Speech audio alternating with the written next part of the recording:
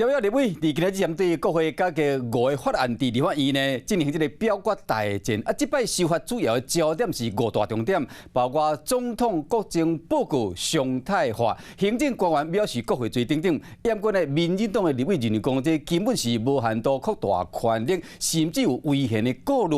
有朝野协商几啊摆，也毋过拢无结果，早起就开始遮尔乱。自称是金门战车立委。陈玉珍准备头盔啦、手笼，也有戴军刀种种的服装，再加上一领金色的战袍，讲要甲这个民进党立委拼关系。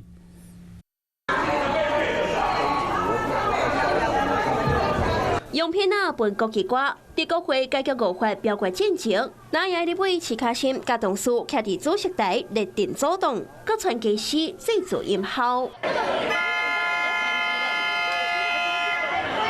正式表决的时阵，佮提水泥来增加声势。政府武装展现战力的，又有自称是金门政策的立委陈玉珍，更加是戴战术的头盔和戴军队的防护衫，佮扎一领黄金战袍，比战可能的程度，甚至连比落去拢有传。就是装备有在升级，对啊，那个炮子变得比较好的。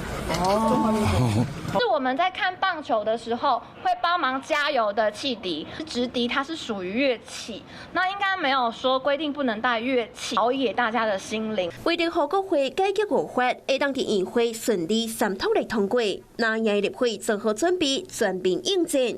修法的范围包括刑法、立法院集权刑事法、立法委员候选议长、副议长办法、立法院组织法甲立法委员行为法。修法的主要诉求是包括总统国情报告常态化，行政官员藐视国会罪，立法院正副议长的投票该记名制，国会听证调查权法制化，甲强化人事同意权审查。官员本来就是政府的公务员，而做了伪证或者是伪造文书相关的事情，本来就有国家的法律来绳之以法。那其他对于民间所有的这些来到国会作证的这些各界的朋友我们都是可以明示，你一定坚守岗位，奋战到底，一定要。南洋立委无论是老鸟也是菜鸟全部展现战斗力，好技术会当正常进行，要拼国会改革法案会当顺利通过。Hello， 大家好，我是林依文。想要抢先掌握最及时的新闻资讯吗？赶快订阅、按赞、开启小铃铛，锁定华视新闻的 YouTube 频道。